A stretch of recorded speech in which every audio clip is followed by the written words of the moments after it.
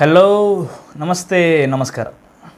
ನೀವು ನೋಡ್ತಿರುವಂತಹ channel spiritual cruise. ನಾನು ನಿಮ್ಮ ಅಶ್ಮಿತ್ ಶಾಂತಿ. ಪ್ರೀತಿಯ ವೀಕ್ಷಕ ಬಾಂಧವರೆಲ್ಲರಿಗೂ ನಮಸ್ಕಾರ. ಇವತ್ತಿನ ವಿಶೇಷವಾದ ವಿಡಿಯೋ ರಾಹು ಕೇತು ಸಂಚಾರದ ಫಲ. ಓಕೆ,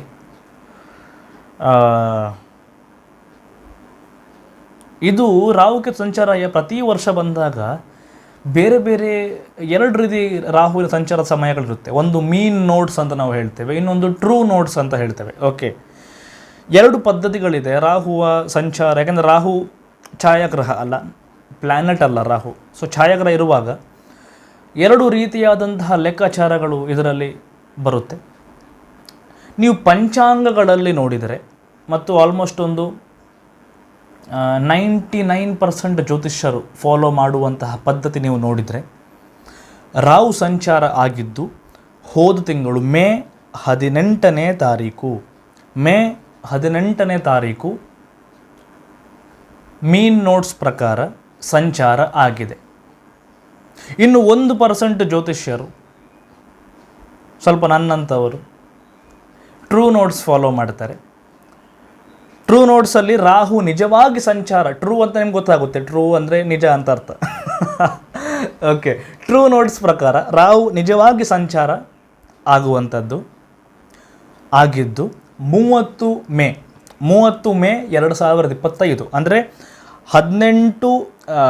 99% ಜ್ಯೋತಿಷ್ಯರ ಪ್ರಕಾರ ಮತ್ತು ಮೀನ್ ನೋಟ್ಸ್ ಪ್ರಕಾರ ರಾಹು ಕೇತು ಸಂಚಾರ 18 ಮೇಗೆ ಆಗಿದೆ.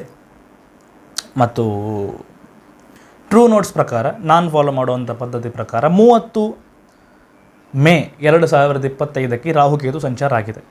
ಓಕೆ, ಕೇವಲ 12 ದಿವಸ ಡಿಫ್ರೆನ್ಸ್. ನಾರ್ಮಲ್ ಕೂಡ ಅಷ್ಟೇ, 15 ಒಂದು ತಿಂಗಳ ಡಿಫ್ರೆನ್ಸ್ ಅಷ್ಟೇ ಬರೋದು ಆ ಎರಡು ಲೆಕ್ಕಾಚಾರಗಳಲ್ಲಿ. ಓಕೆ, ನನ್ನ ಅನುಭವದಲ್ಲಿ ಟ್ರೂ ನೋಟ್ಸ್ ನನಗೆ ತುಂಬ ಉಪಯೋಗ ಆಗಿದೆ. ನಾನು ಸ್ವತಃ ತುಂಬ ರಿಸರ್ಚ್ ಮಾಡಿ ನೋಡಿದ್ದೇನೆ. ಪ್ರಶ್ನೆ ಎಲ್ಲ ಹಾಕುವಾಗ ಮೊನ್ನೆ ಕೂಡ ನಾನು ಕವಡೆ ಪ್ರಶ್ನೆಯಲ್ಲಿ ಟ್ರೂ ನೋಟ್ಸ್ ಪ್ರಕಾರನೇ ಹಾಕಿದ್ದು, ತುಂಬ ಚೆನ್ನಾಗಿ ಉತ್ತರ ಬಂತು. ಓಕೆ, 30 ಮೇ 2025 ಇದರ ಪ್ರಕಾರನೇ. ಹಾಗಾಗಿ ರಾಹು ಕೇತು ಸಂಚಾರ ಆಗಿದೆ. ನವೆಂಬರ್ 2026ರವರೆಗೆ ಅದೇ ರಾಶಿಯಲ್ಲಿರುತ್ತೆ. ಯಾವ ರಾಶಿಯಲ್ಲಿರುತ್ತೆ? ರಾಹು ಗ್ರಹ ಮೀನ ರಾಶಿಯಿಂದ ಕುಂಭ ರಾಶಿಗೆ ಬಂದರು. ಓಕೆ, ಕೇತು ಕರ್ಕಾಟಕ ರಾಶಿಯಿಂದ ಸಿಂಹ ರಾಶಿಗೆ ಬಂದಿದ್ದಾರೆ. ಓಕೆ, ಕರ್ಕಾಟಕ ರಾಶಿಯಿಂದ ಸಿಂಹ ರಾಶಿಗೆ ಬಂದಿದ್ದಾರೆ. ಹಾಗಾಗಿ 1 2 ಎಷ್ಟು ರಾಶಿಯವರಿಗೆ ಉತ್ತಮ ಆಗಿದೆ? ಆಲ್ಮೋಸ್ಟ್ ಹೇಳ್ತೇನೆ, 1 2 3 4 6 ರಾಶಿಯವರಿಗೆ ಉತ್ತಮ. ಅಂದರೆ 5 ರಾಶಿಯವರಿಗೆ ತುಂಬ ಒಳ್ಳೆಯದು, 1 ರಾಶಿಯವರಿಗೆ ಮೀಡಿಯಂ. ಮೇಷ ರಾಶಿಯವರಿಗೆ ತುಂಬ ಉತ್ತಮ ಇದೆ ರಾಹು ಕೇತು ಸಂಚಾರದಿಂದ. ಮೊದಲನೇ ರಾಶಿ ಮೇಷ.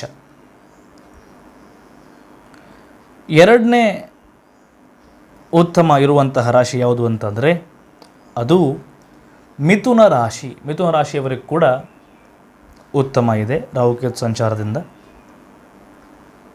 ಇನ್ನು ಕನ್ಯಾ ರಾಶಿ ನಿಮಗೂ ಕೂಡ ಉತ್ತಮ ಇರುತ್ತೆ ರಾಹು ಕೇತು ಸಂಚಾರದಿಂದ.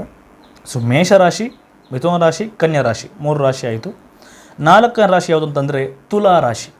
ತುಲಾ ರಾಶಿಯವರಿಗೆ ಕೂಡ ಉತ್ತಮ ಇದೆ. ತುಲಾ ರಾಶಿಯವರಿಗೆ ಗುರುಬಲ ಕೂಡ ಬಂತು. ಓಕೆ, ನಿಮಗೆ ಭಾಳ ಉತ್ತಮ. ಇನ್ನೊಂದನೇ ರಾಶಿ ಯಾವುದು ಅಂತಂದರೆ ಧನು ರಾಶಿ. ಓಕೆ, ಧನುರಾಶಿಯವರಿಗೆ ಕೂಡ ಗುರುಬಲನೂ ಬಂತು, ರಾಹು ಬಲನೂ ಬಂತು.